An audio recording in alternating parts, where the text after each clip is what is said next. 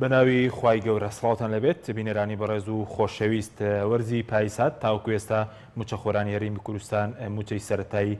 وەرزی بەهاریان وەرنەگرتووە لەگەڵ ئەوەی کە زیاتر لە مانگێک بەسەر دابشکردنی موچەی مانگی سێدا تێپەڕێەوە بەڵام تاوەکو ئێستا حکوومەت هێرێم وادەی دابشکردنی موچەی مانگی چواری ڕانەگەیاندوو و ئەوەش یەکلا کراوەتەوە کۆکو مانگەکانی ڕابردوو لێبڕین لە سەدا 21 بەردەوام دێم شەو لە بەرنامەی ئەمڕۆ بە میێنداری بەڕێز فەخرەدین قادر سکرتێری پێشووی پەرلەمانی کوردستان باز لە دۆخی موچەخۆران هەروە هەڵسەنگاندنێک بۆ کابینەوەمی حکوومەت هێرێمی کوردستان و خولی پێنجەمی پەرلەمانی کوردستان دەکەین. سەرەتا راپۆرتێک دەبێت.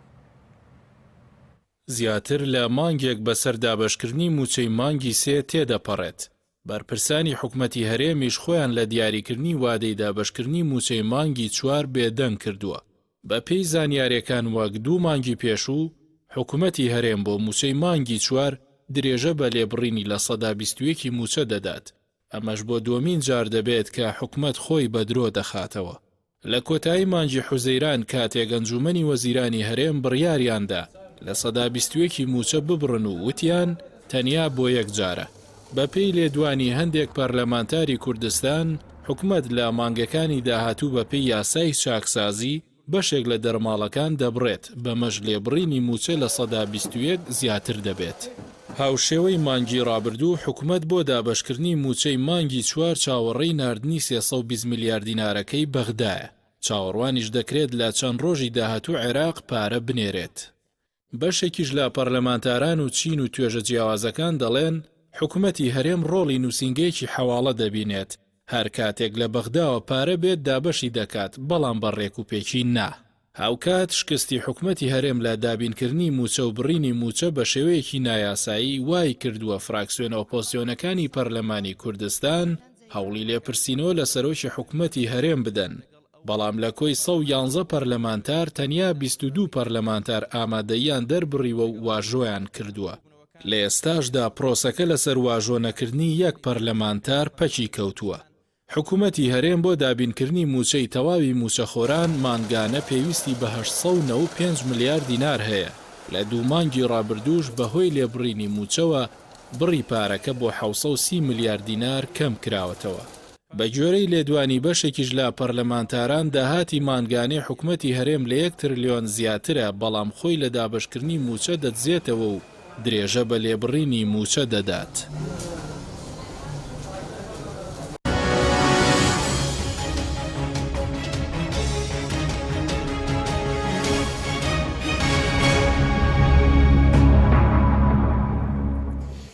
جارێکتر سڵاوتان لەبێت بینەرانی بەڕێز کاک شێخ بەخێر بێن سوپاس بۆ ئامادەبوونتان. ئەگەر سەرەتا لە پرسی موچەوە دەست پێ بکەین دەمەوێت سەرنجی بەڕێز بزانم لەسەر دواکەوتنی دابشکردنی موچەوە لێبڕینی لە سەدا 21 خۆتان دەزانن ئێستا ئێمە هاتوونیەتە وەرزی پاییزەوە تاکو ئێستا موچەی مانگی چوار دابەش نەکراوە. بەنای خۆی بەخشندەی میهرەبان زۆر سوپاس کاک حەکیم. سڵاو ڕێزم هەیە بۆ بینەرانی کەناڵی ئاسمانی پەیام. لە ڕاستیدا پرسی موچە بەداخەوە پرسێکی زۆر قوڵ لە هەرێمی کوردستاندا کە سەرەتاییترین مافی فەرمانبەرانە لە هەموو دنیاە. فەرمانبەر کاتێ ممارەسەی شەهادەی خۆیەکە و لە شوێنێکا کارێکی وەزیفی لە کەرتێکی گشتیا بە ئەنجامەگەیەنێ لە مقابلە مافی هەیە مافەکەی بریتە لەو ڕێژە موچەی کە بەیاسا بۆی ڕێکخراوە بە تایبەتی لە وڵاتی ئێمەدا بەیاسا بۆی ڕێکخراوە ئەو موچەی پێدرێت. بەداخەوە پرسی لێبڕینی موچە و دواخستنی موچە و بەو شێوەیە پێشتر پاشەکەوتکردنی موچە بابەتانێک بوون لە هەرێمی کوردستاندا بابەتێکی زۆر قێزەون و نایاسایین زۆر نامرۆڤین زۆر زوڵ مستەمێکی گەورەیە لە فەرمانبەرانەکرێت لە هەرێمی کوردستاندا. هۆکارەکەشی لە ڕاستیدا دەگەڕێتەوە بۆ ئەو عەقڵیەتەی کە تەماشای کە بە ئەنجام گەیاندنی حکومڕانیە لەم هەرێمەیە ئەو عەقڵیەتە وای کردووە کە بەو شێوەیە مامڵە لەگەڵ فەرمانبەرانی خۆیان بکە. بۆیە لێبڕینی موچە یان پێشتر پاشەکەوتکردنی موچە ئەوە شتانێکن زۆر تەوەقوعی گەورەتریشێکرێ بەڕاستی لەم دەسەڵاتێکە لە هەرێمی کوردستاندا هەیە. چونکەم لە ڕاستیە عەقڵیەتی دەوڵەتداری عەقڵەتی حکومەتایەتیکردن لە لای بەرپرسەکان لە هەرێمی کوردستاندا هێندە دواکەوتووە دەرەنجامەکانی بەم شێوەیە ڕۆژ لە دوای ڕۆژ قێزەونتر دەرەکەون و هەموو زوڵم وستەمەکەن لە فەرمانبەران و لە هاوڵاتیانی کوردستان. باشە بەس پێ ئەم دواکەوتنە پەیوەندی بە کەمبوونەوەی سەرچاوەکانی داهاتەوە یاخود پەیوەندی بە گەندەڵی ئەم دواکەوتنی موچە ئەم لێبڕینی لە سەدا 21 لە راپۆرتەکەی بەڕێستانە ئاماژدان بە نووسنگی حەواڵەدا کاکە حکوومەتی هەرێمی کوردستان ڕۆڵی نووسنگی حەواڵەیەکی دەستپاکیشی نەبینیوە کاتێکە مستەفا کازمی بڕێک پارە نێرێ بۆ هەرێمی کوردستان ئەو بڕەپارەیە لە هەرێمی کوردستان نادرێت بە فەرمانبەران لە هەرێمی کوردستاندا بۆیە کاتێکە وەفدی دانوستانکاری هەرێمی کوردستان لەگەڵ ناوەندا قساکەن ئەوترێت ئێمە پارەمانە بۆ فەرمانبەران بۆچی پێتان نەداون واتە ئەمانە دەوری نووسنگەیەکی حەواڵەی دەستپاکیش نابینن لە ڕاستیدا سەرچاوەکانی داهات هەر ئەوە نییە کە لە حکوومەتی ناوەندیەوە بۆمان هاتووە بۆمان دێ لە ڕاستیدا سەرچاوی داهاتی زۆر گەورە لە هەرێمی کوردستانە هەیە لە ڕاستیدا گومانی تیان نییە لە هەرێمی کوردستاندا ئەوەندە پارە و داهات هەیە جا خاڵە سنووریەکانە جا نەوتە جا ئەو داهاتە نێوخۆیانە کە هەن ئەوەیتیا هەیە کە بتوانرێ ئیدارەی فەرمانبەرانی هەرێمی کوردستانی پێ بدرێ و موچەی تەواویان پێ بدرێ لە ڕاستیە ئەو گەندەڵیەیە ئەو ناشەفافیەتەیە کە ئێمە پێشتر زۆر قسەمان لەسەر کردووە لە پەرلەمانی کوردستاندا و لە میدیاکانەوە و پارتە سیاسیەکان ئۆپۆزیسیۆنەکان کە قسە لەسەر ئەو بابەتە کراوە هۆکاری سەرەکی ئەوەیە دەستەکە دەستێکی ئەمین نییە بەرپرسانی حکوومەت لە هەرێمی کوردستاندا حیزب دەسەڵاتدارەکان لە هەرێمی کوردستاندا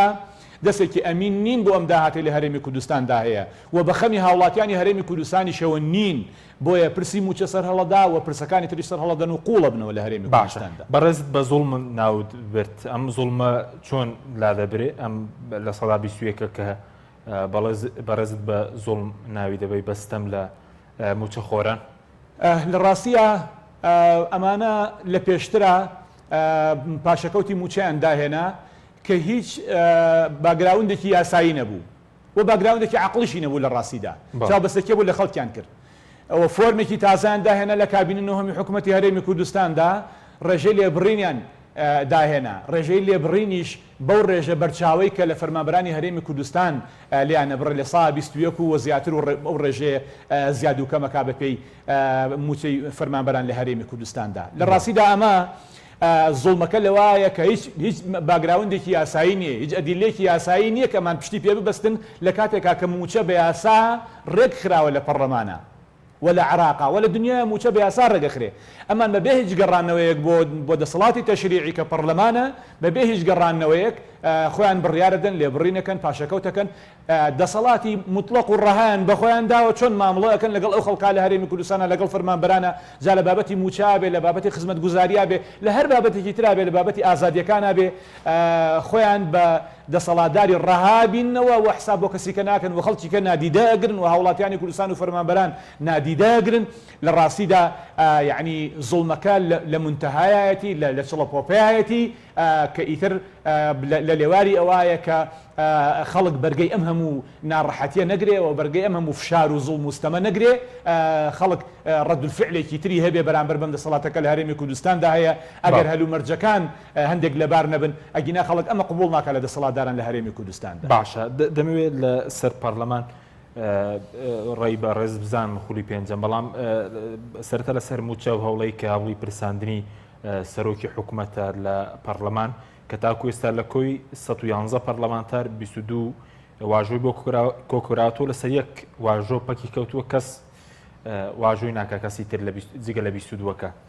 ڕای بەڕێزت چێ لەو بارەیەوە هەوڵێکی باشە ئەگەر سەر بگرێت لە ڕاستیدا پرساندن بۆ سەرۆکی حکوومەت بۆ هەرێکێک لە وەزیرەکان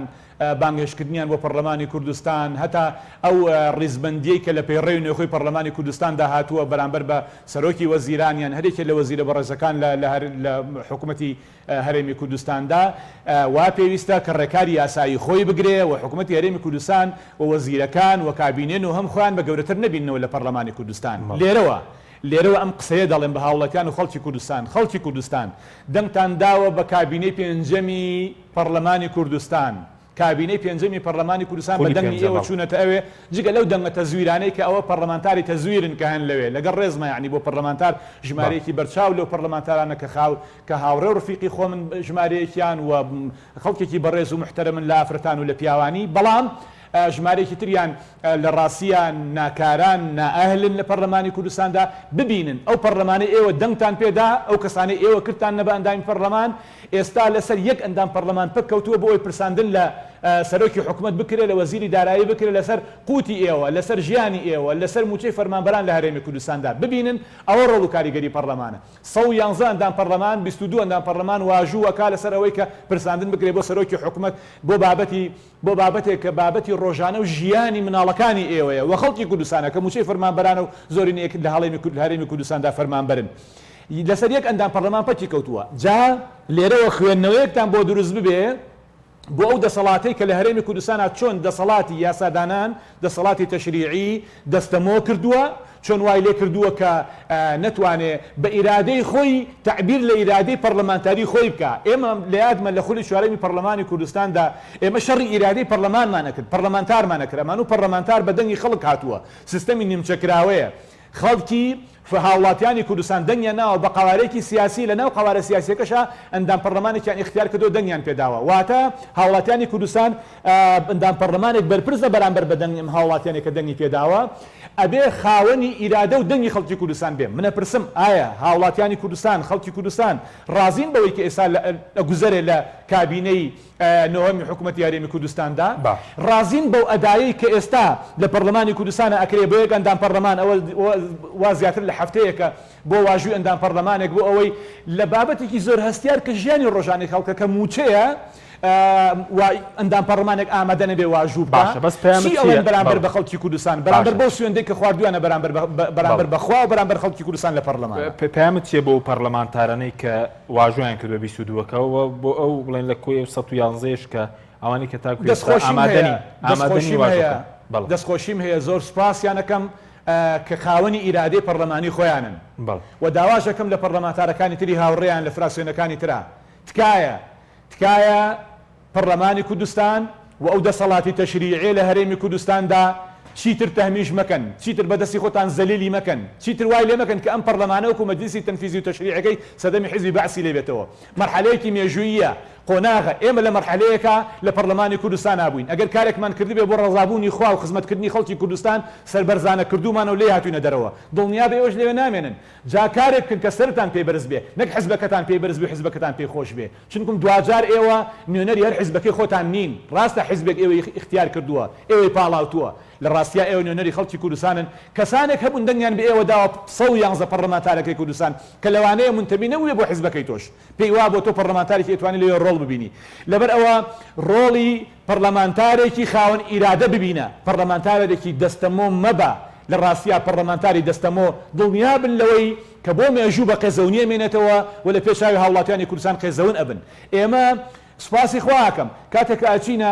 شار و شارۆچکەکان و بازار و شوێنەکانەوە ناترسین لە خۆمان نەک ناترسین لە خۆمان خەڵکی پێشوازیمان لێکن خەڵکی سڵامان لێکن احترام و تەقدیریان هەیە بۆمان پێمان ئەڵێن کە خاوەنی ئیرادە بوون باسی فەخرەدین ناکەم باسی ئەندام پەرلەمانە بوێرانە ئەەکەم کە لە پەرلەمانی کوردستانە ڕۆڵ و کاریگەریان هەبووە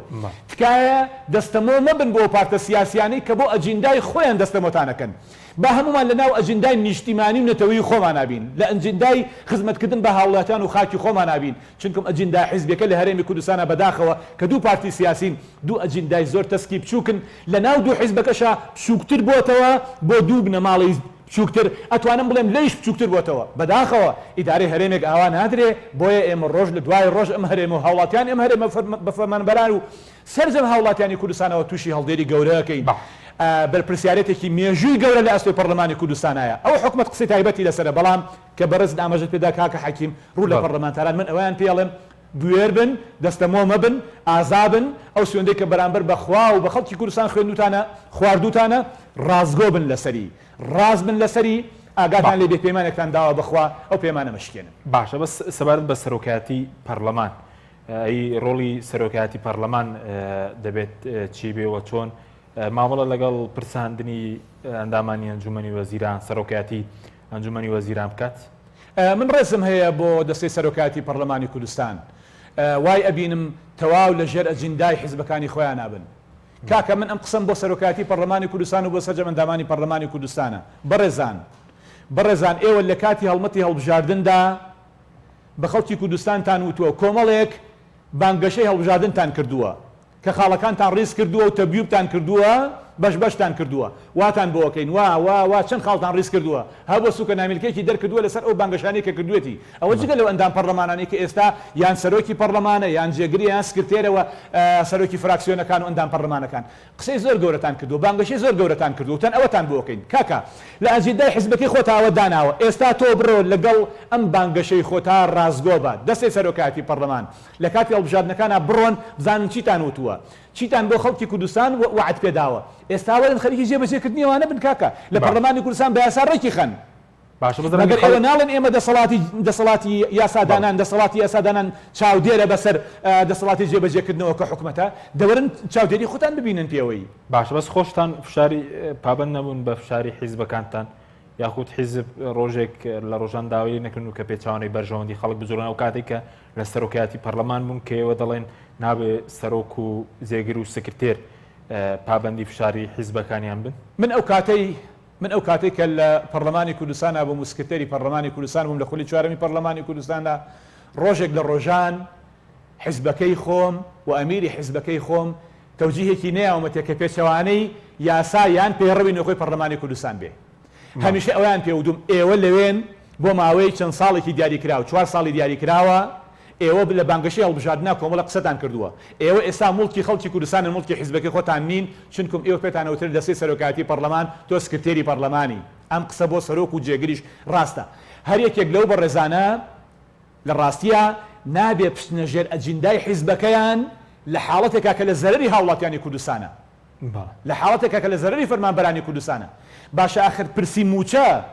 مەگەر پرس و کێشەیەکی گەورە نیە لە ئێسای هەرێمی کوردستاندا بۆچی سەرۆکی حکومت نێتە پەرلەمانی کوردستان ڕوونکردنەوە بدا بە ئەندامانی پەرلەمانی کوردستان بڵێ بابەتی موچە ئابەم شێوەیەکە هەیە بۆچی وەزیری دارایی وەزیرە بەڕێز معنیەکان لە هەر بابەتێکی ترابێ نەچنە پەرلەمانی کوردستان یعنی ئەم دەسەڵاتی جێبەجێکردنە لە دەسەڵاتی یاسادانان گەورەترە ئەی بۆ هاتنە پەرلەمانی کوردستان لەوێ داوای متمانیان لە ئەندامانی پەرلەمان کردو ئەندامانی پەرلەمان دەنگیان پێدان کردیانن بە سەرۆکی وەزیران و کردیانن بە وەزیری دیاریکراو لە کابینەوەمی حکوومەتی هەرێمی کوردستاندا ئەو کاتە بۆ پێویستیان بە دەنگی ئەمان بوو بە متمانەی ئەمان بوون بە وەزیر بەڵام ئێستا ئامادەنین بچنە بەردەم نوێنەرانی خەڵکو و ئەو کەسانش کە ئەمان متمانیان پێداون لە ڕاستیدا ئەمە ئەو عەقڵیەتەیە کە دەسەڵاتی جێبەجێکردن لە وڵاتی ئێمەدا زۆر گەورەتر خۆی بینێتەوە لە هەموو دەسەڵاتەکانی تر لەبەرەوە ئامادە نەبچێتە بەردەم پەرلەمانی کوردستان پەیوەندی بە ترسیشەوە نییە کەوان ناتوان بچنە بەردەم پەرلەمان ببوورە پەیوەندی بە ترسەوە نییە کە بترسن پەرلەمانتار حەسانەی هەیە نابێ بترسێ ئەگەر مەبەست پێی پەرلەمانتار بێ ئەگەر سەرۆکی وەزیرانە ئەگەر وەزیرێکی دیاریکراوە سەرۆکی وەزیرانیان وەزیرێکی تایبەتمەند دیاریکراو بێتە پەرلەمانی کوردستان لە چی ئەترسێ هەر جارێ کورد دەڵێ ئەوەی پاکە بێباکە ئەوەی پاکە بێباکە بەڵام ئەگەر بالفعل ژێربەژێری ئەم هەموو عەقدە نەوتیە و ئەگەر بالفعل ئەم هەموو داهاتی خاڵە سنووریەکان و ئەو هەموو داهاتە نێوخۆیە و ئەو هەموو کۆمپانیا حیزبیە و ئەو هەموو وەزعی کە لە هەرێمی کوردستانە بە ئەندازەیەک وای لێ هاتووە تعداکردنی ئەم دەسەڵاتدارانە لە هەرێمی کوردستانە لەسەر داسنەوەرەکانیش دەست پێکا بە هاوڵاتیان و ناوەستن دارسنەوبەرەکانیشی بێ بسووتێنرێن لە سای ئەمانە دارسنەوبەری ئیسراحەت ناکە لە ژێر سای ئەم دەسەڵاتەیە ژیان دارسنەوبەر ئاژەڵ پاوان شاخ و کێوەکان هەمووی زەرمەندە لێیان بۆ ئەترسێ ئەگەر پاکە بێ باکە با بێتە پەرلەمانی کوردستان بڵێ ئەمە داهاتی هەرێمی کوردستانە چیتان پرسیارە باڕوونکردنەوەتان بۆ بدەم بەڵام وا دیارە لەم پرساندنەیە لەم ئامادە نەبوون لە بەردەم پەرلەمانی کوردستاندا نوێنەرانی خەڵکی کوردستاندا بە دڵنیاییەوە بابەتێکی تر هەیە بۆیە ناتوان بچنە بەردەم ئەندامانی پەرلەمانی کوردستان ئەگەر ڕۆحێتێکی ئەومە ئیستیعلا و خۆ بە گەورە بینی نیشان هەیە کاکە ئێوە بڕیارە حکومەتی خەڵک بێ حکومەتی خەڵک بێ نەک حکومەتی حیزبێکی دیاریکراوە خۆ چۆنی بێ ئاوا بکات دەچینە سەر حکومەتیش بەس سەبارەت بە پەرلەمان ئەگەر بودجە پەسەند نەکات لێ پرسینەوە و پرسان لە ئەندامانی ئەنجومەنی وەزیران پەسەند نەکات کۆمەڵێک یاسا دەنەکات کە لە بەرژەوەندەی خەڵکدا بێ ئەی کاری چییە؟ ڕێزم هەیە بۆ ئەندامانی پەرلەمانی کوردستانە بێ بە مەطبەخێکی تەشریعی بۆ دوو پارتی دیاریکراو چون خۆیان زۆرینەن لەوێ لەوێ ئیتر بە ئەجندای خۆیان لە تەوەرەقەیەکی پشکۆلەیە لە ئەیفۆڕێکە ئەڵێنا ئەمەمان بۆ پەسەند بکەن لە پەرلەمان بە یاسایان بە بڕیارە بۆیان پەسەند دەکەن و مەجلیسی تەنفیزی و تەشریعیەکەی جارانە و لە ڕاستیدا 111 ئەندام پەرلەمان موچە کوژن و هیچیکە وای لێ دێنی ئەو کاتە حەق نییە ینی ئەندامانی پەرلەمان ئەوە بۆ خۆیان بەڕاوا ببینن کە بالفعل بەو شێوەیە بەو شێوە سووکە مامەڵیان لەگەڵا بکری ئەمان ئەم سووکێ بۆ خۆیان بەڕاوا ببینن بەڵکو بڵێن ئێمە بە دەنگی خەڵک هاتوین خاوەنی ئیرادەین لە بابەتە یاساییەکانە ئەوەستین و بالفعل کاری لەسەرەکەین و بۆ قوتی خەڵک و ژیانی خەڵک کار ئەەکەین بە دوواداچوونەکەین پرسان و لێپرسینەوەش لە کابینەکەین بۆ شێوە مامەڵە بکەن و ئیلا پەرلەمانی کوردستان ئەبێتە دەسەڵاتێکی زیادە لە هەرێمی کوردستاندا ئەگەر بەو شێوەیەنەکە باشە بەس ئێستەوەی لایەت و پارتیویکێتی کردویانە بە مەجلیسی تەشریعی کە 3-4 خۆت ناوتێنە ئەوەی بڵین هاوشێوی سەدەمی بەعزوای لێ بکەن گەیشتۆتە یاخۆت بەرەو ئەوە هەنگاو دەنێ بڵێن وای لێ بکەن بەداخەوە لە کۆمەڵێ پرسا یعنی ئەجندای حزب ئەو غەزاڵەتیایە وای لێ یەکەن کە خەریکە ڕۆڵی پەرلەمان لەو بینەیە تەواو تەهمیش بکرێ پەرلەمان سفر بکرێتەوە واتە پەرلەمانێک نەبێ دەسەڵاتێک نەبێ ناوی دەسەڵاتی یاسادانان بێ کە باڵاترین دەسەڵاتە لە هەرێمی کوردستاندا ئەو کاتە نەک باڵا نامێنێ بێتە خواردترین دەسەڵات و ڕۆڵ و کاریگەریەکی نامێ باشە بەس خەڵک ڕەنگە بڵێن کە شێخ ئێستا خۆی زۆر ڕخنەی بڵێن لە ڕۆڵی لاوازی ڕۆڵی پەرلەمان هەیە لە خۆتەنی سەوڵێکتاندا بۆی کە دەسەڵاتە هەیبەتی هەبێ و شەرعەتی بۆ بگەڕێتەوە بەدەسەڵات دارانیش بڵێن ئێمە سپاسی خواکەم وە بە شانازیشێ بینم یعنی لە ماوەی کارکردنمان لە پەرلەمانی کوردستاندا لە خولی چوارەمی پەرلەمانی کوردستان سپاسی خواکەم کە هەرچی هەوڵ و توانایەکم هەبوو لە توانای بەشەریم و توانای مادیم و هەرچیم پێکرابێ هەوڵم داوە ئەم دەسەڵاتی یاسادانان دەسەڵاتێکی دەسەمۆنە بێ خاوەن ئیرادە بێ و بالفعل قسەکانیشی بڕوا و کاریگەری هەبێ و بتوانێت ئەو دەورەشی کە بۆی دانراوە لە بەیاسا بۆی ڕێکخراوە ئەو ڕۆڵی خۆی ببینن لە چاودێریکردنی حکومەت لە پەسەندکردنی بودجە و لە دەرکردنی یاسا و بڕیار و باڵاترین دەسەڵاتی یاسادانان بێ و مەرجعی خەڵکی کوردستان بێ و هەر لەو پێناوەشدا من خۆم بەشێک بووم لەو قوربانیەی کە بالفعل ئەوانم قبول نەکرد لە پرسێکی دیاریکراوی وەکو پرسی یاسای سەرۆکاتی هەرێم هەموار یاسای سەرۆکاتی هەرێمی کوردستاندا کە ئەمانویست وڵات هەرێمی کوردستان بە یاسا ڕێک بخەین خۆمان بەشێک بووین لەو قوربانیە ئامادە بووم قوربانی بە پۆست و ناونیشانەکەی خۆم بم کە سکرتێری پەرلەمانەوە بە ئەندام پەرلەمانی خۆم بدەم لە پێناوی ئەوەی کە بالفعل ئەو پەرلەمانە پەرلەمانێکی خاوەن شکۆ و هەیبەت بێ پەرلەمانێکی دەسەمۆنە بێ و خاوەن ئیرادە بێ خۆم بەشێک بووم لەو قوربانیە بۆیە سپاسی خواکەم و بە شانازیش ێزانم و جێگەی شانازیشە بۆمە لە دنیا و قیامەتمان باشە بەس بۆ چوونی جیاوازی شەیە گوایە لە سەردەمیەوە ئەم بارودۆخی کوردستان ئاڵۆز بوو لەو پرسی سەرۆکایەتی هەرێمە ئەو بارودۆخی کێستا بەرهەمی ئەوەیە هیچ پەیوەندێکی بەوە چکە بۆ چوونی شەیە کە زۆر بە ڕقی ماوەڵەتان لەگەڵ پرسەکەدا کرد پەیوەست نییە لە ڕاستیدا پەیوەست نەبوو بە ئێمەوە ئەتوانم بڵێم خولی چوارەمی پەرلەمانی کوردستان هەرچەند بەداخەوە ئەمە باسکردنی مێژووە من حەز ناکەم لە مێژووە بژین حەزەکەم لە ئێستا بژین و پلانمان هەبێ بۆ ئایندە بەڵام باسی مێژووم لێ پرسی منیش بە ئەمانەتەوە باسی بکەم پرسی یاسای هەموار یاسای سەرۆکاتی هەرێمی کوردستان پرسێک بوو کە ئێمە ئەمانویست بە یاسا ڕێکی بخەین و لە خولی سێمی پەرلەمانی کوردستانە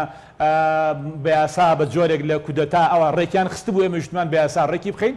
چونکم پێمان وانە بوو کەس لە سەرو یاساوە بێ لە هەرێمی کوردستاندا و هەر شخصێکی بەڕێز لە هەرێمی کوردستانە عنوانێک ناونیشانێکی هەیە سەرۆکی هەرێمە سەرۆکی حکوومەتە وەزیرە پەرلەمانتارە بە یاسا بۆتە ئەوە واتە یاسایەکی دیاریکراوی هەیە پێی ئەڵێ تۆ سەرۆکی هەرێمی ئەوە کارەکانتە ئەوە سەرۆکی حکوومەتی و کابینەکەی و پەرلەمانتارە و پلە تایبەتەکان و تا ئاخر فەرمانبەر لە هەرێمی کوردستانە بە یاسا بابەتەکانیان ڕێکخراوە کەس لە سەر و یاساوە نەبێ ئێمە ویستمان لە پەرلەمانی کوردستانە پەرلەمان یاسا دەرکا پەرلەمان دەسەڵاتی چاودێری بێ و پەرلەمان دەستهەیبەتی هەبێ شکۆی هەبێ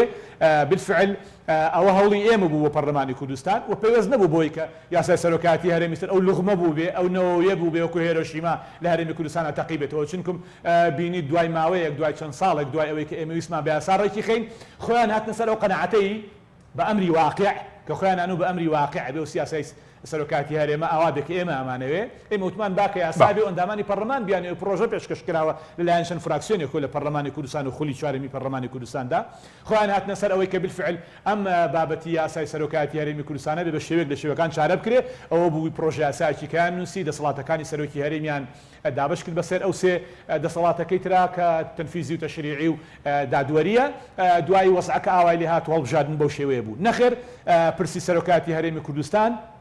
ئەو پرسە نەبوو بەڵکو بابەتی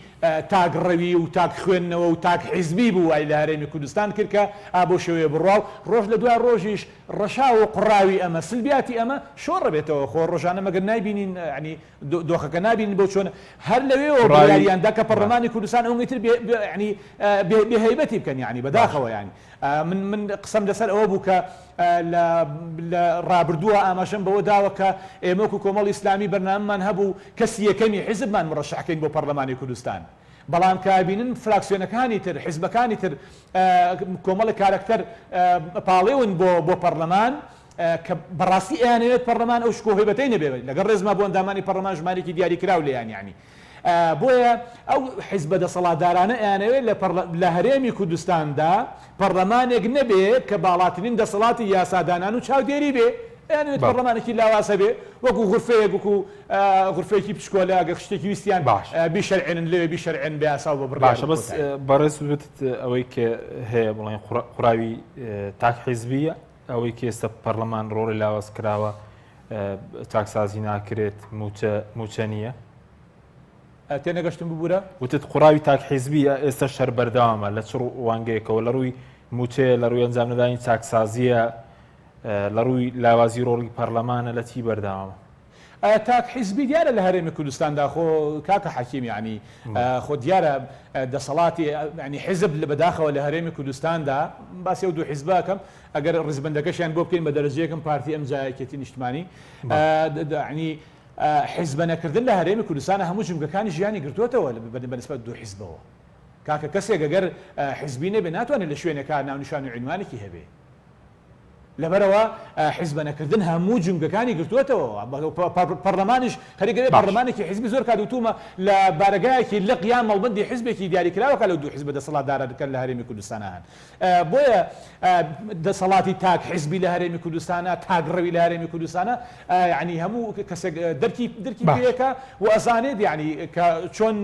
سلبیاتی شۆڕ بۆتەوە بۆ حکوومەت بۆ پەرلەمان بۆ دام و دەستگاکان تا خوارەوە باشە ئەگەر بە شێوەیەکی دادپەروەرانە هەڵسەنگانێک بۆ کابینی نوێم بکەیت کە زیاتر لە ساڵێک و دوو مانگ دەبێت پێ دوای چی کردووەم کابینێ هەڵسەنگانی بەڕێزت بۆ کابینی نوێ بڕۆکە کاک حەکیم من لە کاتی سوێند خواردنی بەڕێز سەرۆکی حکوومەتی هەرێمی کوردستاندا ئەو کات لە بەرنمەیەکی ڕاستەوخۆیە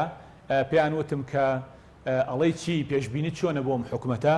بۆ کابینینەوەمی حکوومەتی هەرێمی کوردستان ئەو کات ئاماژەم بۆدا ئومێد دەکەم حکوومەتە بتوانێت حکوومەتێکی هاوڵاتی بێ و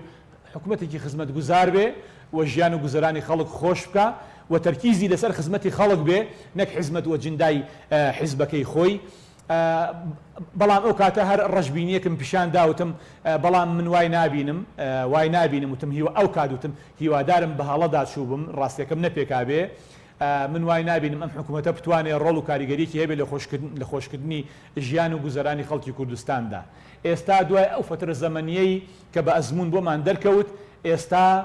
من ناڵێم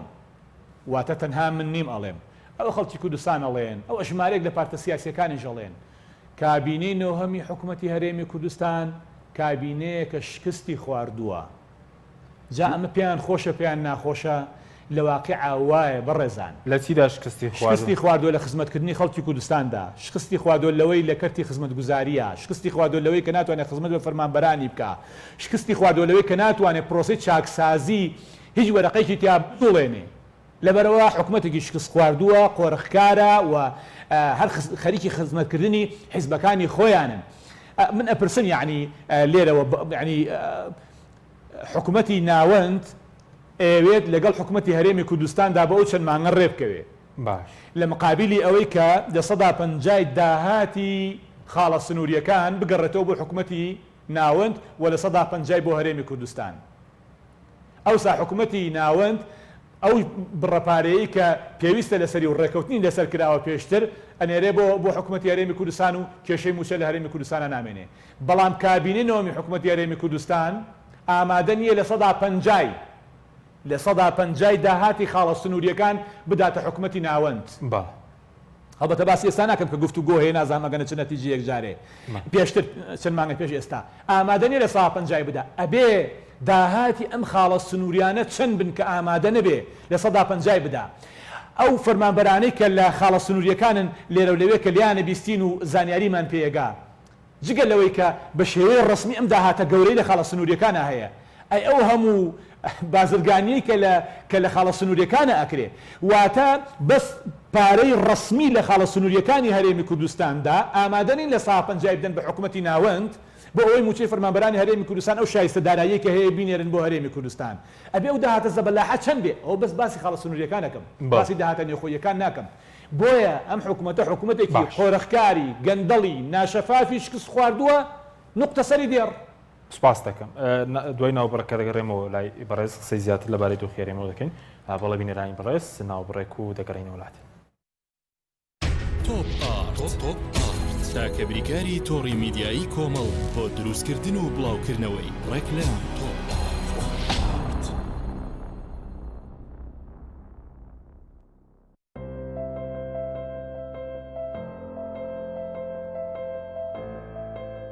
چونکە شیر لە ژیانی هەموماندا گرنگی خۆی هەیە من باشترین شیرم بۆ خێزانەکەم هەڵبژاردووە.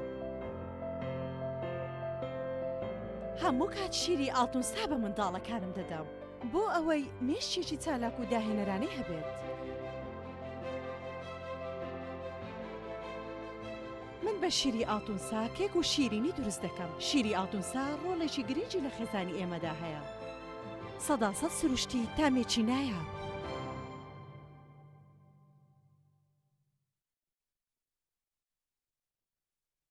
ئایا تا ئێستا کێشەی کارەبات هەیە؟ بێزار بوویت لە کێشەی کەمی کارەبا و بڕانی بەردەوامی؟ بە دوای کارەبایەکی بەردەوام و بێکێشە و تێچووی کەمدا دەگەڕێیت؟ ئەوە فانسی پاوەر سەرجەمە و کێشانەی بۆ چارەسەر کردویت بە دانانی سیستەمی سۆلار و وەرگرتنی وزە لە خۆرەوە بە بەکارهێنانی باشترین مەوادی ستانداردی جیهانی کە سەرجەمیان گرنگی چەندین ساڵیان لەگەڵدایە. بە سەرپەرشتی ئەندازیار و ستافی شارەزا و بازمون کارەکان جێبەجێ دەکرێن. ئەم سیستەمە دوورە لە تێکچوون و هیچ تێچوویەکی ڕۆژانەی نییە. هەروەها بە دۆستی ژینگە ناسراوە و ژینگە لە پیسبوون دەپارێزێت. فانسی پاوەر بۆ داهاتوویەکی ڕووناکتر. ناونیشان سلێمانی شەقامی مامۆستایان نزیک شەقامی قەنات تەلاری جاسەنە 0 153 85 85.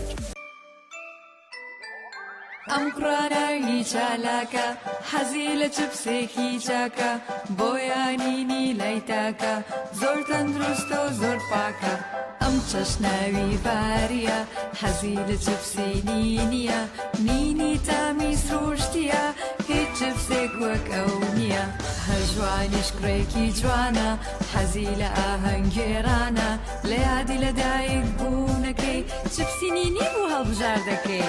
نینی هاوڕێی مناڵانە تامی خۆشە و بێزیانە بۆن و ڕەنگی هەمە جۆرە شێوە و قەبارەی زۆرە. گوشاری نینی تامێکی لە یاد نەکراو. برنجێک بخۆن کە دڵنیابن لەسەر چاوەکەی چونکە تەندروستیتان لە هەموو شتێک گرنگترە. برنجی سروشتی شیمال باشترین جۆری برنج لە تەواوی دنیا. ئەویش بەهۆی ئەوەی لە خاکێکی بەپیت و جەوێکی شێدار و باراناوی شیمالی ئێراندا دەڕوێت. برنجێکی سروشتیە و هیچ مادەیەکی کیمیایی و حافزەی تێکەڵ نییە و هیچ زیانێکی بۆ سەلامەتی و تەندروستی و قەڵەوی نییە. بگرە زۆریش بەسوودە. پێکاتە و ڤیتامینەکانی برنجی سروشتی شیمال پرۆتین، ئاو، ڤیتامین ئی، کالیسیۆم، ئاسن، مەگنیسیۆم، مەنگەنیز، پۆتاسیۆم، ڤیتامین B1، B2، B3، B5، B6 واتە ئەم برنجی کارگەکان نییە خاڵی بێت لە ڤیتامین بەڵکو و چڵتوکە و خۆمان کڕی دەکەین. شێوازی لێنانی لەگەڵدایە. بۆ دەستکەوتنی برنجی سروشتی شیمال پەیوەندی بکەن بە 0 353 27 27 هەر کات تاقیتان کردەوە خۆتان بڵاوی دەکەنەوە.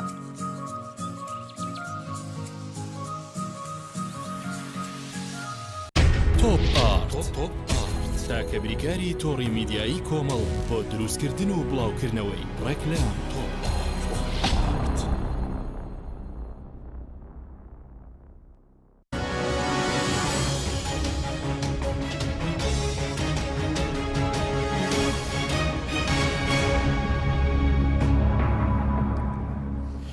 جارێکتر سڵاوتان لەبێت بینەرانی بەڕێز کاک شێخ پێش ناوبەرەکە بەڕێزوتت کابینەوەی حکوومەتێکی گەندەڵ و شکست خوارد و قۆڕەکارە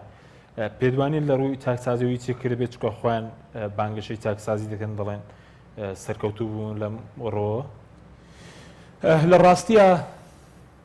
بۆ بابەتی پرسی چاکسازی ئەکرێت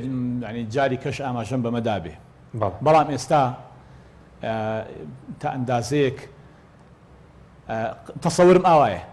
لە ڕاستیدا پرسی چاکسازی لە هەرێمی کوردستاندا بەڕەهایی متمانەم پێی نییە و پێیان ناکرێ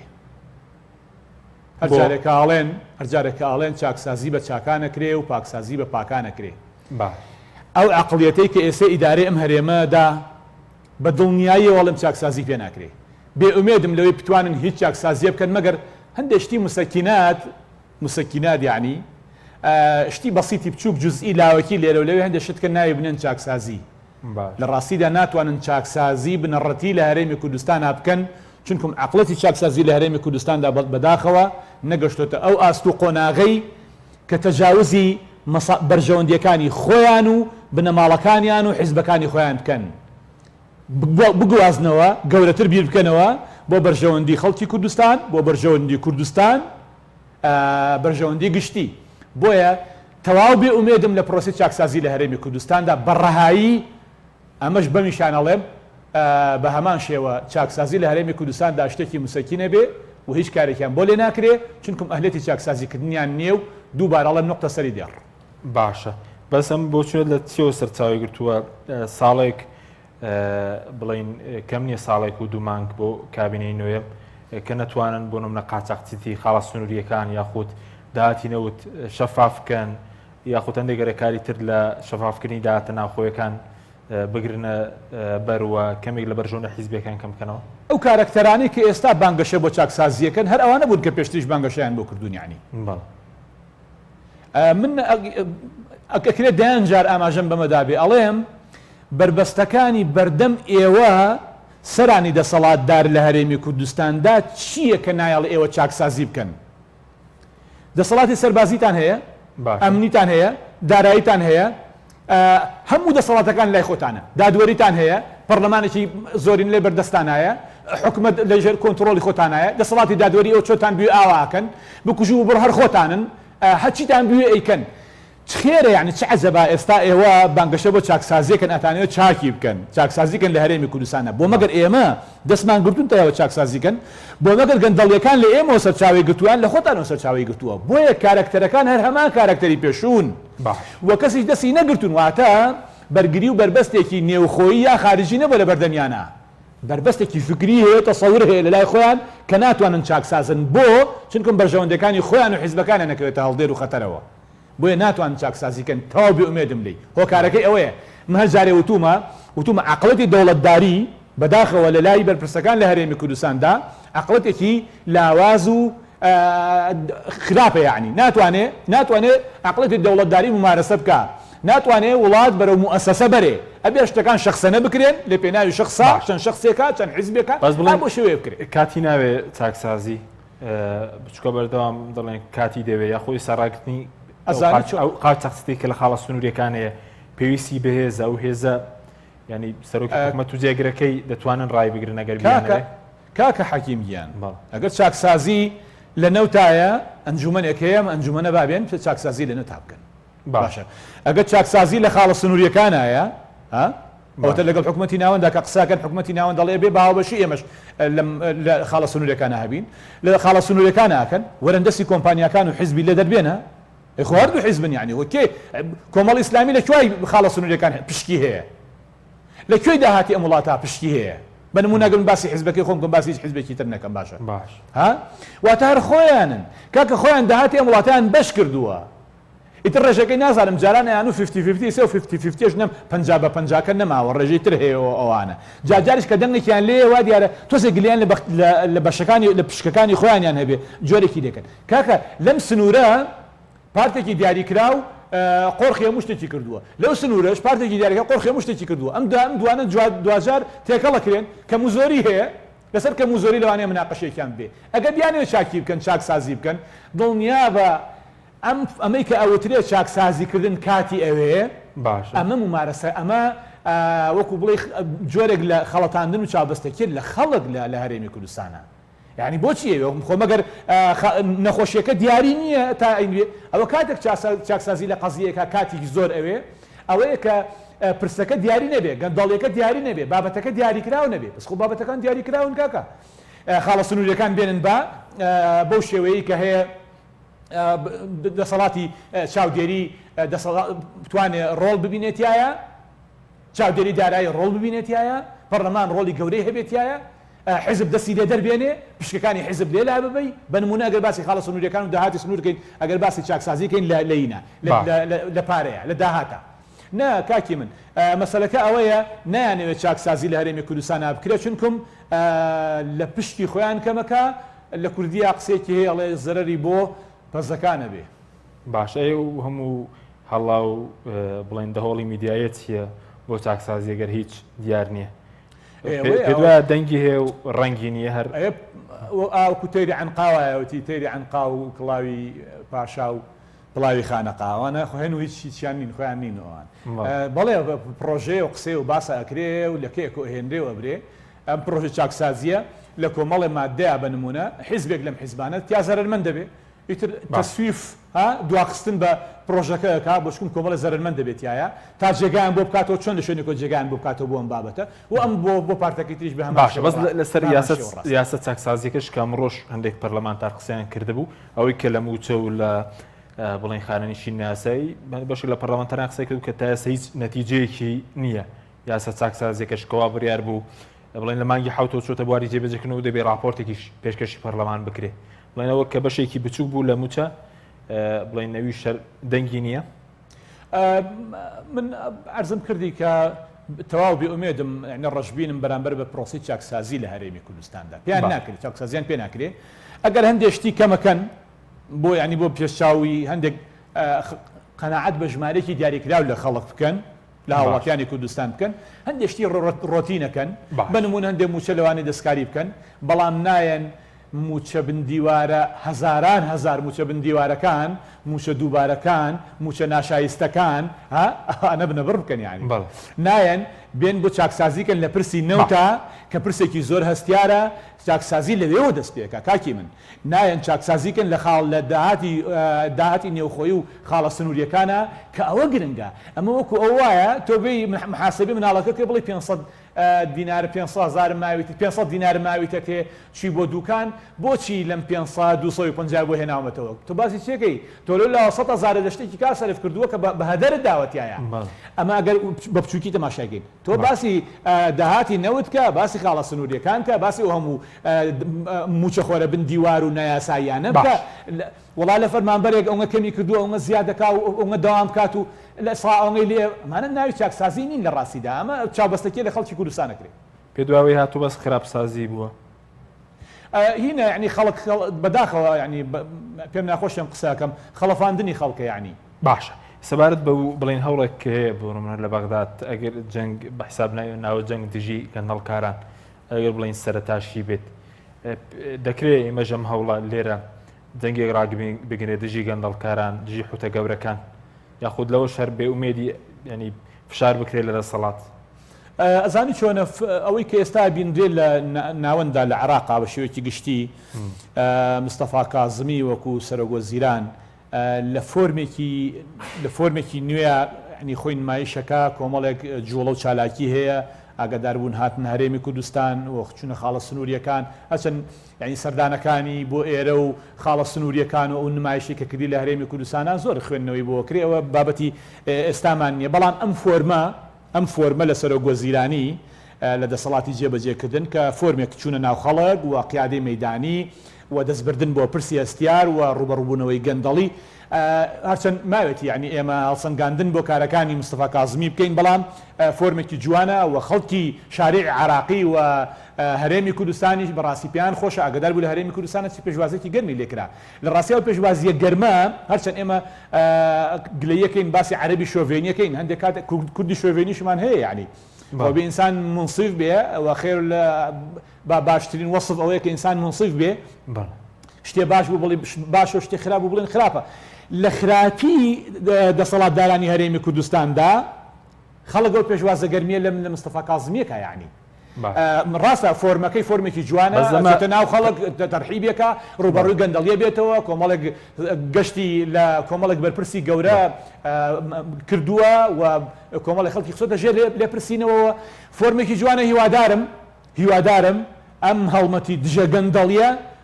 بگوازێتەوە بۆ هەرێمی کوردستانیش لێرەش بتوان بێکارێکی وا بکرێت بۆ شێوازە مەیدانیەکەش هەر کۆبوونەوە نەکرێت لە پشتی بڵێن کۆمپیوتەرەوە بۆ ئەوەش پێ دوای بگوازرێت ئەنا خەڵکی کوردستان ینی خەڵکی کوردستان دەبینێ زۆر کار دەبین لە سوشیال میدیا و لە کەناڵەکان و بۆ چاودێرانی سیاسی و ڕۆشنبیرەکان قساکەن کاکە لە پشتی لاپتۆپ و کۆمپیوتەرەوە ئیدارەی وڵات نادرێ ئەوتە مستەفا کاظمی کراسێکی دایاوەوە بەسەر پانتۆڵێکا و ئەڕوا لە هەڵەبجە لێ خەڵکە بینێویە بۆ هەرێمی کوردستان و ڕا بۆ بڕ ناو خەڵک یعنی حکومەتی ناو خەڵکە یعنی حکومەتی خەڵکە بێ سەرۆگۆزیران نواز لەگەڵ ڕێزمە واز لە کۆمپیوتەر و پشتی لاپتۆپەکەی بێنێ بڕات لەگەڵ وەزیرەکانیان مەیدانی بڕاتە شار و شارچکەکانی بڕاتە پارێزگاکانی خۆی حکومەت ینی ئەو زۆر کاگەڵێنڵم حکومەت باوکی میلەتە باوکاتی ئاوا ناکرێ باشە کاتم زۆر کەمەوە بەس کۆمەڵک پرسیارێتی سەبارەت بە شخصی خۆت بڵێن دیار نییە هیچ ئیش و کارێک دەکەی وەکو خۆتان ئیشتان چیە هیچی شێکتان هەیە؟ من لە دوای ئەوەی کە لە پەرلەمانی کوردستان نەمام دەستم لە کار کێشایەوە وەکو سکرتێری پەرلەمانی کوردستان ڕۆژانە لە مەکتەب سیاسی کۆمەڵی ئیسلامی داوامی ڕۆژانەم هەیە و نزیکم لە قەراری کۆمەڵی ئیسلامیەوە و نزیکم لە ئەو حاڵەت و وەزع سیاسی کە لە هەرێمی کوردستانە هەیە و قسەم هەیە و ڕام هەیە تایە و یعنی زیندوو فەخرەدینەکەی جاران ماوە باشە لە کۆمەڵی ئیسلامیش لە کاروبارەکانی ڕازی هەم لە بڵێن لە شێوازی ئۆپۆزیسیۆن بوون لە پەرلەمان وەکو پێشووتر بڵێن هەر لەبەری خەڵک ماون وەکو کۆمەڵ من بڕوام وایە کۆمەڵی ئیسلامی سپاسی خواکەم کە تا ئێستا ینی یەکێکە لەو حیزبانەی ئەگەر نەڵم تاکە حیزب کە مافی خۆشمە ئەمەش بڵێم یەکێکە لەو حیزبانەی کە لەگەڵ ئەو بانگەشانی کە کردوێتی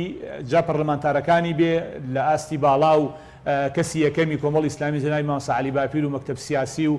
ستافەکانیەوە بێ لە بەغا ئەنجومەی نوێنەران ئەندامانمان لەوێ لە هەرێمی کوردستانە ئەو بانگەشانی کە کردومانە هەتا ئێستا سەرڕاستانە لەبەرەی خەڵکین و پشتیوانی خەڵگەکەین و وەکو حیزبێکی ئۆپۆزیسیۆن دەرەکەوین و ڕاستگۆین لەگەڵ دروشمەکانی خۆمانە هەر لە کەسی یەکەممانەوە هەتا هەموو پەرلەمانتار و